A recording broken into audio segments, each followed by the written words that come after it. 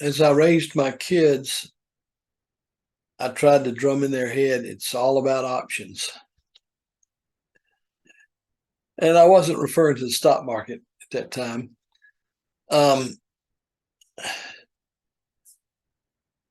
It really revolved around the whole idea of money management. And that's where I laid out the three rules, the three questions you should ask before you part with a dollar. Number one, do I need it? If you don't, then issue solved. The second thing is, do I need it now? Or can I put it off getting it? And then third, if you need it and you need it now, then are you getting the best deal? That was part of the spending side of it, but on the saving side of it was really not so much putting money aside, although you need to do that. It's just not get in debt. Always learn to live slightly below your income level. That way you'll be putting money aside. The advantage of having some cash on hand, and I'd recommend 6 months income if at all possible, but certainly a minimum of a month's income put aside. But that is, when it's small, that's strictly should be an emergency thing, like as opposed to borrowing money or as opposed to, I don't know what, but anyway, it's really a lifestyle.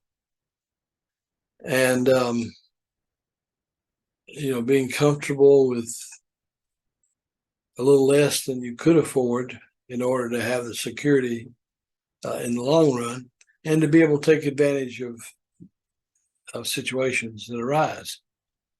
Now, this is December of 2022. And I think we're probably going to see a pretty severe recession in 2023.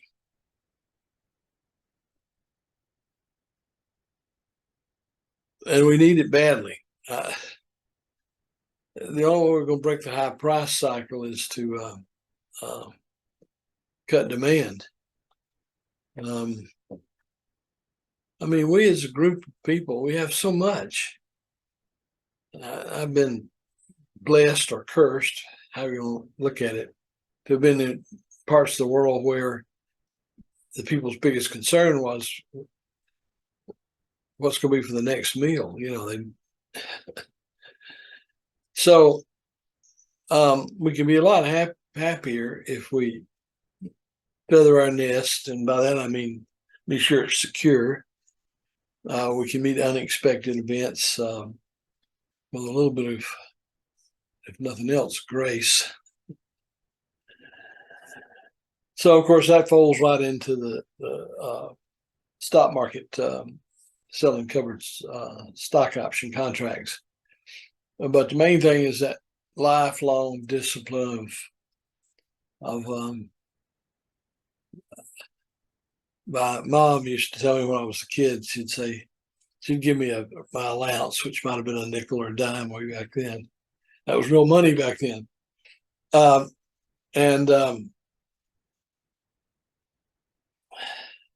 She would give me my allowance, and she said, "Don't let that burn a hole in your pocket."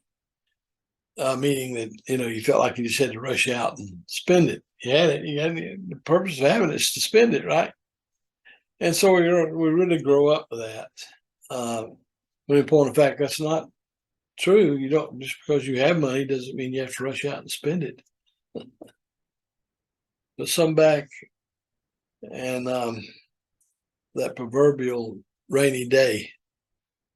So it served my kids well, and anybody that follows that kind of financial discipline will weather the storms that are ahead, and there are storms coming.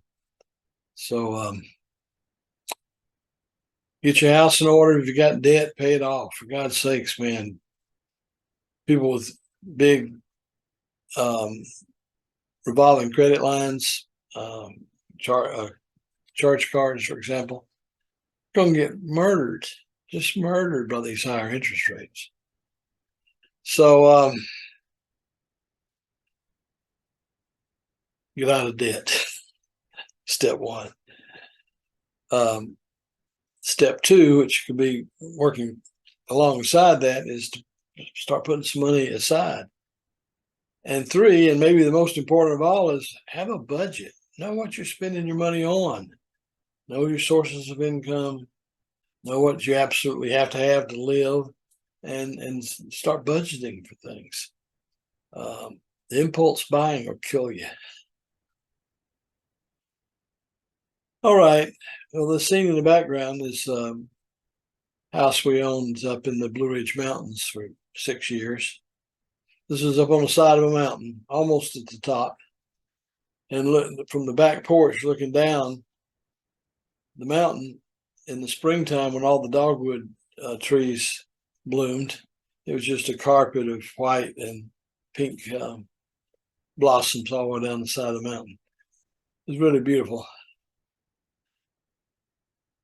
But the sad fact of the matter, that was back in the day when I had to work, needed to work, and there wasn't any work to be had up in the Blue Ridge Mountains. All right. That pretty well covers it.